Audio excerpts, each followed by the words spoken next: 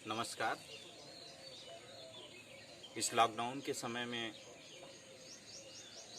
हर कोई किसी न किसी चीज़ों पे बोल रहा है और इस समय यही समझ में आया कि क्यों ना हम महात्मा गांधी के ऊपर कुछ बोलें।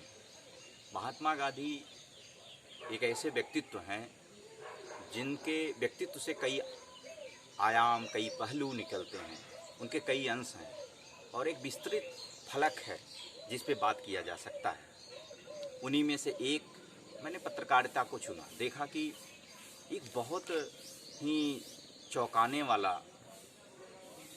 जो उनका व्यक्तित्व रहा है और जिस पे बहुत कम चर्चा हुई है, बहुत कम बात हुए हैं, लोगों ने उस पर बहुत ही कम बात की है। गांधी के ऊपर तो वैसे बहुत बातें होती हैं, बहुत सारी संस्थाएं हैं, बहुत सारे लोग हैं जो उन पे बात करते हैं, पर पत्रकारिता में बहुत ही गिने चुने लोग सामने आए जो उनके व्यक्तित्व पे बात किए हैं। और ऐसे ही व्यक्तित्व पे मैंने सोचा क्यों ना बात किया जाए, लोगों को रूबरू कराया जाए। मैंने भी कुछ चीज़ें जांच पड़ताल की हैं और उसी संदर्भ में आप लोगों के सामने प्रस्तुत हुआ हूँ। महात्मा गांधी 4 जुलाई 1888 में अपना अध्ययन जब पूरा करते हैं राजकोट में, तो उनके साथ के सहपाठी को पता चलता है कि अब हमारा मित्र इंग्लैंड पढ़ने के लिए जा रहा है, बैरिस्टरी के लिए जा रहा है। उससे पहले उनके पिताजी की मृत्यु हो चुकी है। माताजी नहीं चाहती हैं कि बच्चा विदेश जाए, पर एक बड़े उद्देश्य को लेके जाना चाह रहा है, आग्रह कर रहा है, तो माँ भी कहती हैं ठीक है जाओ। और उनके बड़े भाई भी उन पे आशीर्वाद देते हैं कि जाइए आप। तो सहपाठी लोग उनके लिए एक छोटा सा समारोह रखें, विदाई समारोह रखें, और उस विदाई समारोह में उन्होंने वक्तव्य दिया। कैसा वक्तव्य? कि मैं इंग्लैंड जा रहा हूँ पढ़ने के लिए और मैं यही आशा करता हूँ कि वहाँ से अच्छी शिक्षा लेके आऊँगा तो भारत की सेवा में लग जाऊँगा और हमारे सहपाठी, हमारे जानने वाले हमारा अनुकरण करेंगे। ये क्यों बोल रहे हैं, कैसे बोल रहे हैं, नियति जाने। नियति तय कर रही है या कुछ ऐसा है जो उनसे बुलवा रही है। और ये वक्तव्य 4 जुलाई 1888 को देते हैं और 12 जुलाई 1888 को काठियावाड़ टाइम्स में एक छोटे से कॉर्नर में छपता है।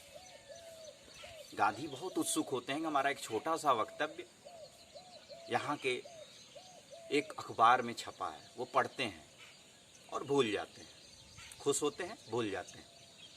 अब खुशी इस बात की है कि हम विदेश जाएंगे, वहाँ पढ़ने के लिए जा रहे हैं, पढ़ने के लिए चले जाते हैं। महात्मा गांधी जिस समय यहाँ से जा रहे हैं, भारत में पत्रकारिता ठीक ढंग से पैदा भी नहीं हुई, उसके बीज रोपे जा रहे हैं।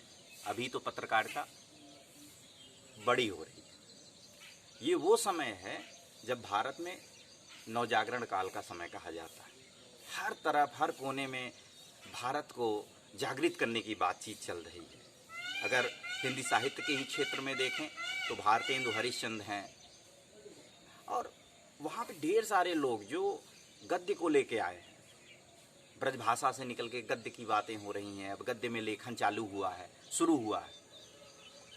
और वहाँ पे भारसो उन्नति जैसे लेख लिखे जा रहे हैं भारतेंदु हरिश्चंद्र जी के द्वारा, और जहाँ पे प्राण फूंकने की बात हो रही है।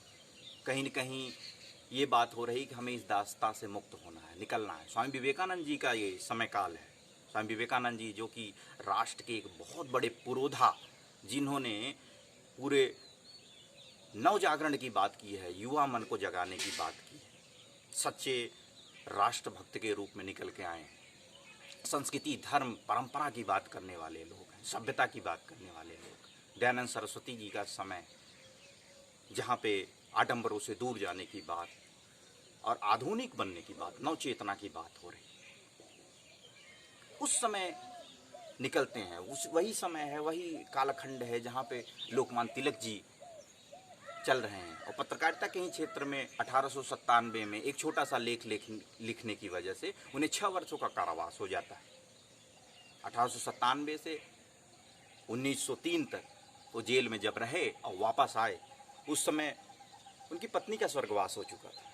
बहुत ही दुखद घटना थी।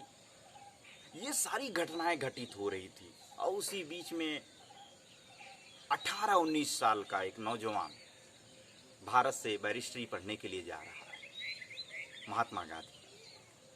2 अक्टूबर 1869 को पैदा होते हैं और 1888 में विदेश यात्रा उनकी होती है। महात्मा गांधी विदेश में पहुंचते हैं, इंग्लैंड पहुंचते हैं। और इंग्लैंड पहुंचने के बाद वो समझ नहीं पा रहे हैं कि क्या कैसे यहाँ रहना है, खान पीने की जो है दिक्कतें हैं, बहुत सारे लोग हैं वहाँ पे, नए नए लोगों से मुलाकात होती है। उसी बीच में एक साथी उनको मिलते हैं, दलपत राम शुक्ला। दलपत राम शुक्ला के बारे में महात्मा गांधी जी लिखते हुए कह रहे हैं कि शुक्ल भाई ही थे जिन्होंने मुझे समाचार पत्र पढ़ने की आदत डाली। डेली न्यूज़ और डेली टेलीग्राम जैसे वहाँ पे अखबार जो निकलते थे, उसका अंग्रेजी अखबार थे, उसको पढ़ने का उन्होंने आदत डाला और वो घंटों घंटों अखबार पढ़ते थे, ऐसा महात्मा गांधी जी ने लिखा है। वहाँ से उनको पढ़ने की एक लत लगी और कुछ समय तक वहाँ पे रहने के बाद उनको पता चलता है कि अन्नाहार और शाकाहारी भोजन को लेके डॉक्टर जोशुआ ओल्डफील्ड क्रांतिकारी नेता हैं जो कि इसकी लड़ाई लड़ते हैं। और उनका एक अखबार निकलता है द वेजिटेरियन। द वेजिटेरियन अखबार से जुड़ते हैं, उसके पहले लेखों को पढ़ते हैं, फिर बाद में डॉक्टर जोशुआ ओल्डफील्ड से मिलते हैं और उनकी मुलाकात बहुत अच्छी रहती है। फिर इसके बाद महात्मा गांधी ने लगातार 1991 में 12 लेख द वेजिटेरियन के लिए लिखते हैं। शायद ये पत्रकारिता के जीवन में अनजाने में ही सही, लेख लिखने के संदर्भ में उनका ये पहला एक कोशिश रही है, पहला प्रयास रहा है। अनजाने में कर रहे हैं और वो लिखते हैं क्योंकि एक वैष्णव परिवार से महात्मा गांधी आते हैं और भारतीय सभ्यता, संस्कृति, परंपरा को लेके जीने वाले महात्मा गांधी जो उनके आचरण में था। एक छोटा सा भारत महात्मा गांधी के साथ इंग्लैंड में गया हुआ था। वो पैदा होता है, उन्हें लगता है कि अपनी आवाज़ कहने वाला कोई व्यक्ति मिल गया है, क्यों ना इसकी सहायता की जाए, इनके लिए आगे बढ़ा जाए। और वो लेख लिखते हैं, 12 लेख लगातार लिखते हैं, जिससे एक अच्छा संबंध बन जाता है और महात्मा गांधी अपने कार्य में लगे रहते हैं। उसी बीच में उनकी बैरिस्ट्री की पढ़ाई पूरा होता है और एक छोटी सी विदाई समारोह होता है। और महात्मा गांधी का जब विदाई समारोह है, उन्होंने एक छोटा सा वक्तव्य दिया, वार्तालाप हुआ और उस भेंट वार्ता में उन्होंने द वेजिटेरियन के लिए उनके संवाददाता को अपना एक छोटा सा इंटरव्यू दिया जो कि छपा और महात्मा गांधी चले आते हैं घर। और इसके बाद महात्मा गांधी की जो बात आती है कि राजकोट में उन्होंने प्रयास किया कि हम नौकरी करें, कुछ करें, और दिक्कतें आ रही। मुंबई में वो वकालत करते हैं, एक छोटा सा केस है जिसमें बहस करने में बड़ी उनकी अड़चन सी महसूस होती है, बोलने में बड़ा दिक्कत होता है। और फिर वो एकाएक उन्हें महसूस होता है कि कुछ दिक्कतें आ रही हैं, बड़ी समस्याएं हो रही हैं और महात्मा गांधी इस चीज़ में लग जाते हैं कि मुझे किसी भी तरीके से अपने वकालत पे काम करना है। और एकाएक इत्तेफाक से अब्दुल्ला सेठ की मुलाकात होती है जो एक व्यापारी हैं दक्षिण अफ्रीका में।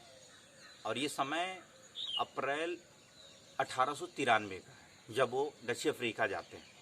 दक्षिण अफ्रीका वो 1 वर्ष के लिए जाते हैं। उनका किराया, उनके रहने खाने पीने की व्यवस्था सब डॉक्टर अब्दुल्ला सेठ जी के यहाँ होती है। डॉक्टर अब्दुल्ला सेठ जो कि तैयब सेठ उनके छोटे भाई हैं, उनके बीच में एक व्यापारिक पारिवारिक झगड़ा है जिसको सुलझाने के लिए महात्मा गांधी गए हुए हैं।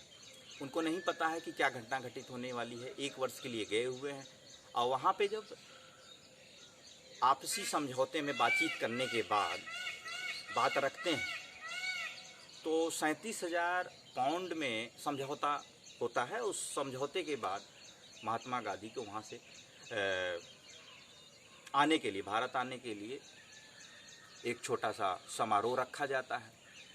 और वहाँ पे नेटाल मरकरी करके एक अखबार है जो निकलता है। उस अखबार के छोटे से कॉर्नर में नेटाल धारा सभा में भारतीयों के मताधिकार के खिलाफ एक्ट पास होने वाला है, जहाँ पर वो अपने धारा सभा में किसी वकील को चुनने का अधिकार खो देंगे।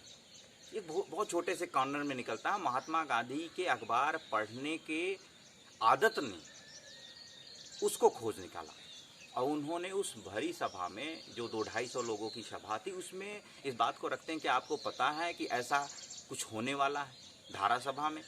सब बोलते मुझे नहीं पता है क्या बहस चल रही, क्या नहीं बहस चल रही है। महात्मा गांधी का वो पहला लोगों के बीच में एक भारतीय चिंतन था कि हमारे भारत के लोगों को जो एक राष्ट्र के लिए चिंतन निकलता है, देशभक्ति जो उनके अंदर फूटती है, वो अंदर से आवाज़ देती क्या हमारे भारत देश के लोग यहाँ पे अपने मताधिकार को भी खो देंगे। अगर मताधिकार को खो देंगे तो उनका अस्तित्व क्या है, उनको नकार दिया जाएगा। और इस बात को समझाते हैं और लोग कहते हैं कि अगर ऐसी बात है तो इसके खिलाफ आप लड़िए, हम लोग आपको सपोर्ट करेंगे, आपकी फीस देंगे, आपकी वकालत की फीस देंगे। गांधी जी ने मना कर दिया कि नहीं, ये देश सेवा की बात है, मैं इस चीज़ के लिए आपसे किसी भी तरीके का मूल्य नहीं ले सकता हूँ। मूल्य अगर देना है, हमारी वकालत की फीस देनी है, तो आपका निजी कोई अगर अगले इस केस को लड़ते वक्त, अगर जब तक मैं यहाँ पे दक्षिण अफ्रीका में रह रहा हूँ तब तक आपके निजी जितने भी समस्या हैं, अगर उससे जुड़े हुए कोई भी केस हैं, उस केस के लिए मैं अपने वकालत की फीस लूँगा, लेकिन ये देश की लड़ाई है, इसके लिए मैं नहीं लूँगा। गांधी को अगर ठीक ढंग से देखा जाए तो पत्रकारिता में वो जन्मे और पत्रकारिता के साथ ही वो मरे। ये मैं इसलिए कह रहा हूँ क्योंकि महात्मा गांधी का जो फलक है उसमें एक बहुत बड़ा फलक 4 दशकों का, यूँ कह लीजिए 5 दशकों का पत्रकारिता से ही जुड़ा रहा, अखबार से जुड़ा है, चाहे पाठक के रूप में, चाहे एक लेखक के रूप में, संपादक के रूप में, मुद्रक के रूप में, हर तरीके से उन्होंने काम किया। और वहाँ पे आंदोलन में एक बहुत बड़ी भूमिका, उनके बड़े आंदोलन में, छोटे आंदोलन में, हर जगह अखबार ने उनका साथ दिया। और दक्षिण अफ्रीका में भी इत्तेफाक से देखिए कि उनका एकाएक उदय कैसे होता है। वहाँ पे गए हुए हैं अप्रैल 1893 में, और उसी समय उनको घुमाने के लिए अब्दुल्ला सेठ जी नेटाल की धारा सभा में ले जाते हैं। और नेटाल जब वहाँ पे जाते हैं घूमने के लिए, देखने के लिए, तो वहाँ के मजिस्ट्रेट ने उनको पगड़ी उतारने के लिए कह दिया। ये कौन व्यक्ति है, ये कौन ऐसा व्यक्ति है, क्योंकि वहाँ पे रंग भेद की समस्या बहुत ज़्यादा है, बहुत क्रूरता है। काले लोग ऐसे नहीं रह सकते, वैसे नहीं रह सकते हैं। रंग भेद की समस्या से ही ग्रसित मजिस्ट्रेट ने कहा कि ये व्यक्ति कौन है, पगड़ी नहीं पहन सकता, मेरी अदालत में तो बिल्कुल नहीं। महात्मा गांधी से पगड़ी उतारने के लिए किया जाता है। गांधी तो गांधी ने कहा कि मैं पगड़ी नहीं उतार सकता, पगड़ी तो मेरे भारत की शान है, मैं उसे कैसे उतार सकता हूँ, तो मैं यहाँ से निकल जाऊँगा। वो सभा को छोड़ के बाहर निकलते हैं और फिर उन्होंने लेख लिखा। और उस समय के अखबार के लोगों ने भी, पत्रकारों ने भी उन्हें घेरा कि आपकी क्या समस्या हो गई, क्यों आप निकाले गए, जबकि आप तो भारत के रहने वाले हैं, बैरिस्टर हैं। उन्होंने लेख लिखा और सभी समाचार पत्रों को भेजा। वहाँ के स्टार रहे हों, नेटाल ओपिनियन करके रहा, नेटाल विजिटर करके रहा, नेटाल मरकरी रही, सभी को उन्होंने भेजा कि ऐसी ऐसी बात रही, पगड़ी की ये समस्या रही और इस वजह से मैं पगड़ी नहीं उतार सकता हूँ। और बाकायदे पूरा वो लेख छपता है। और लेख छपने के बाद पूरे दक्षिण अफ्रीका में एक बात हो जाती है कि कोई एक ऐसा अतिथि आया हुआ है, अनवेलकम विजिटर नाम से लेख छपता है। और ये होता है कि वो मजिस्ट्रेट के सामने पगड़ी उतारने से मना कर दिया। अब लोगों के लिए बड़ी बात थी कि एक भारतीय क्यों मैं बोल रहा हूँ कि उस समय के जो भारतीय थे, जो दक्षिण अफ्रीका जाते थे, चाहे व्यापारी रहे हों, चाहे किसी भी तरीके के वहाँ पे कामगार रहे हों, वो सभी एग्रीमेंट पे जाते थे 5 वर्षों के लिए, 10 वर्षों के लिए, जिस एग्रीमेंट की वजह से उन्हें गिरमिटिया कहा गया, गिरमिट नाम दिया गया। कुछ लोगों को सामी कहा जाता था और कुछ लोगों को कुली कहा जाता था। जैसे कि महात्मा गांधी को कुली बैरिस्टर के नाम से भी जाना जाता है दक्षिण अफ्रीका में जाने की वजह से। अब वहाँ पे लोगों को लाया जाता है, एग्रीमेंट साइन करके लाया जाता है, तो वो लोग छोटे लोग हैं। ये धारणा है वहाँ पे, ऐसी धारणा वहाँ पे बनी हुई है। जब महात्मा गांधी गए हुए हैं, उसमें से एक गुलाम लोग, दास लोग आवाज़ अगर उठा दें तो बड़ी बात हो जाती है, किसी चीज़ की मनाही कर दें तो बड़ी बात हो जाती है, पगड़ी उतारने से मना कर दिया, ये बात पूरे दक्षिण अफ्रीका में फैल गई। महात्मा गांधी जी लिखते हैं कि जो काम होने में शायद दशकों लग जाते, वो काम 3 दिनों में हो गया। और ये सब किया किसने? अखबार ने। अखबार ने उनको 3 दिन के अंदर पूरे दक्षिण अफ्रीका में एक चर्चा का बिंदु बना दिया। महात्मा गांधी को कहीं न कहीं ये भी आभास हुआ कि अखबारों की शक्ति कहीं न कहीं बहुत बड़ी है, और शक्तियों के साथ साथ अखबार का अगर सही ढंग से इस्तेमाल किया जाए तो इसकी भी शक्ति है जो काम आ सकती है। और इन्होंने स्वीकार भी किया कि मुझे जो चीज़ें मिल सकती थी कई दशकों में, वो 3 से 4 दिनों में वहाँ के अखबार ने हमें दे दिया। और दक्षिण अफ्रीका का अखबार, वहाँ के लोग क्या जानते थे कि गांधी क्या चीज़ है। महात्मा गांधी चलते हैं और धारा सभा की वो छोटी सी बात जब वहाँ पे रखते हैं और सभी उनके साथ खड़े होते, तो एक आंदोलन के रूप में विदाई समारोह कहीं न कहीं चिंतन शिविर के रूप में बदल जाता है। और वो चिंतन शिविर में ये तय होता है कि कुछ भी हो हम लड़ाई तो लड़ेंगे। लोगों ने कहा कि हम इसमें हार सकते हैं, हार जाएंगे क्योंकि चीज़ें पास हो गई हैं, बहुत लेट हैं, बहस वहाँ जारी है और जब तक हम इसका विरोध करेंगे। तो गांधी ने कहा कि विरोध तो होना चाहिए, विरोध क्यों ना हो, लोगों को पता तो चले कि हमें पता चला है, और जब पता चला है तो हम उस पर आवाज़ उठाएंगे। आवाज़ उठाने में हमको कोई रोक नहीं सकता। सभी तैयार होते हैं, 250-300 लोगों का सिग्नेचर होता है। हस्ताक्षर होने के बाद उसके विरोध के लिए एक एप्लीकेशन लगा दिया जाता है। फिर बाद में उपनिवेश मंत्री को, वहाँ पे लॉर्ड रिपिन को 10,000 लोगों का हस्ताक्षर दिया जाता है। और काफ़ी लड़ाई के बाद, कभी विरोध के बाद जीत हासिल होती। शुरुआत में तो हार जाते हैं, बाद में फिर उसमें जीत हासिल होती और कहीं न कहीं वो उत्साह बढ़ाता है। अब गांधी को लगा है उसी बीच में जब लोगों से हस्ताक्षर करा रहे थे, जा रहे थे, तो पता चला कि बहुत सारी समस्याएं हैं। और एक छोटी सी घटना जो कि एक बड़े गांधी को पैदा करती है, जिसका जिक्र हमेशा आता है, वो था उनकी ट्रेन यात्रा। जब जोहान्सबर्ग के लिए वो जा रहे हैं, नेटाल से जोहान्सबर्ग, तो वहीं पे ही डरबन में ही एक छोटे से स्टेशन पे उनको बस इस बात के लिए उतार दिया है। वहाँ पे भी रंग भेद की समस्या आती है, भारतीय होने का उनका भुगतान करना पड़ता है। एक बैरिस्टर, वो फर्स्ट क्लास की बोगी में सफ़र कर रहा है। अंग्रेज एक ऑफिसर ने इस पे आपत्ति जाहिर की कि आप यहाँ पे सफ़र नहीं कर सकते, आपको उतरना पड़ेगा। गांधी जी कहते क्यों उतरना पड़ेगा, हम तो जो है कानून के साथ हैं, हमारे पास टिकट है, हम क्यों उतरे। नहीं, आपको उतरना पड़ेगा, हम कुछ नहीं जानते। और स्टेशन पे रुकती है गाड़ी, वहाँ पे टीटी महोदय आते हैं और वो भी उसी का साथ देते हैं और उनको उतार दिया जाता है। शुरुआत में तो कोशिश किया जाता है कि आप उतरिए, गांधी कहते हैं हम उतरेंगे नहीं, चाहे जो हो जाए, खुद से नहीं उतरेंगे, चाहे मुझे फेंक दीजिए, फेंक देंगे वो चलेगा, लेकिन मैं नहीं उतरूँगा, मैं इस बात को स्वीकार नहीं करता हूँ। गांधी जी की वहाँ पे पोटली फेंकी जाती, फिर गांधी जी को भी पोटली के माफिक ही स्टेशन पे फेंक दिया जाता है। फिर गांधी जी किसी भी तरीके से उस स्टेशन पे, शीतकालीन समय, ठंडी की रात है, और वहाँ पे स्टेशन पे एक छोटे से चेयर पे बैठते हैं और पूरी रात बिताते हैं, क्योंकि कोई उसके बाद ट्रेन नहीं है। सुबह का इंतज़ार करते हैं, सुबह एक बग्घी गाड़ी जाने वाली, और ये बोलते हैं कि उस बग्घी गाड़ी पे जब वो बैठते हैं तो उसके सीकरम में भी बैठने के लिए उनको जगह नहीं दी जाती। पहले पीछे नहीं जगह दी जाती, पीछे बैठते हैं, वहाँ पे भी अंग्रेज कुछ गोरे बैठे हुए, और वो इस पर विरोध करते हैं कि आप पीछे नहीं बैठ सकते, आप भारतीय हैं, आप जहाँ पे घोड़ा चालक है वहाँ पे उसके बगल में बैठिए। गांधी जी मान जाते हैं, उन्हें लगता है कि यहाँ से भी मारे जाएंगे, इससे अच्छा है कि चलते हैं, क्योंकि अदालत में सही समय पे पहुँचना है, उनको अपने मुवक्किल का केस लड़ना है।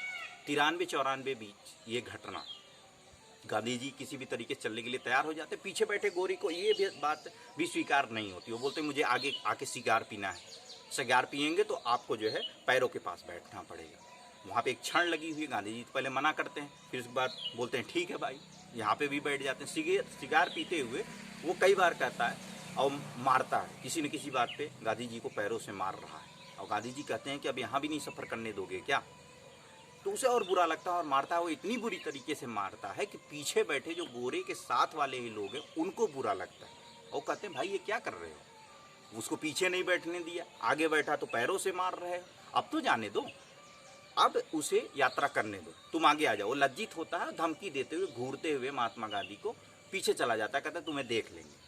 गांधी जी इस चीज़ को देखते हैं, आते हैं और जोहान्सबर्ग में अपने कुछ और व्यापारी साथियों से मिलते हैं। इस समस्या के बारे में उन्होंने वहाँ पे जिक्र किया। तो लोगों ने कहा कि यार ये तो आम बात है, ये कौन सी बड़ी घटना तुम्हारे साथ घटित हो गई, ये तो हम लोग के साथ घटित होती रहती है, यहाँ कमाने खाने के लिए आए हैं, ये सब चीज़ों का ध्यान देंगे तो ये होता ही रहा।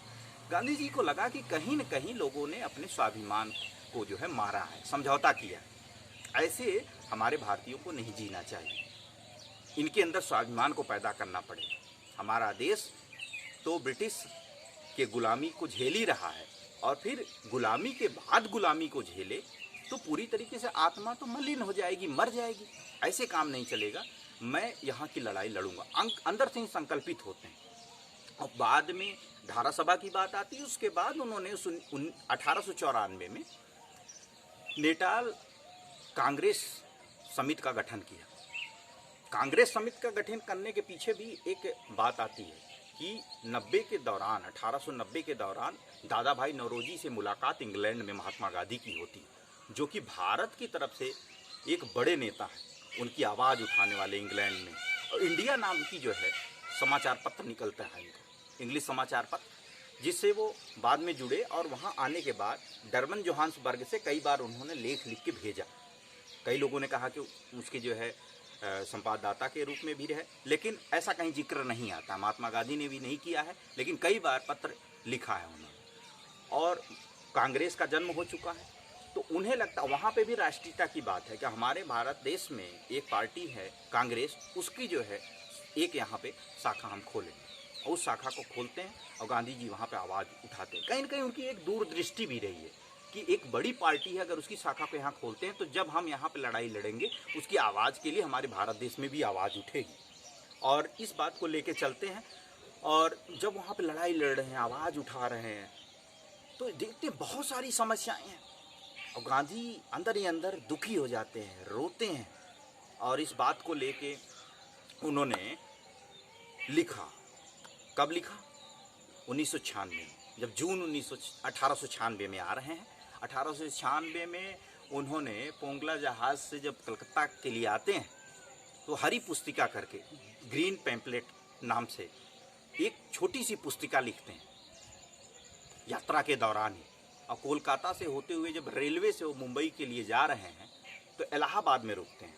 इलाहाबाद में पायोनियर पत्र निकल रही है, वहाँ पे पत्रिका निकल रही है, जिसके मिस्टर चिम्बरलिन संपादक हैं। उनसे मिलते हैं, चेंगली से मिलते हैं, मिस्टर चेंगली से मिलते हैं, और वहाँ पे इस बात को रखते हैं और वो उसको बड़ी गंभीरता से लेते हैं और उस बात को बाकायदे पायोनियर में छापते हैं।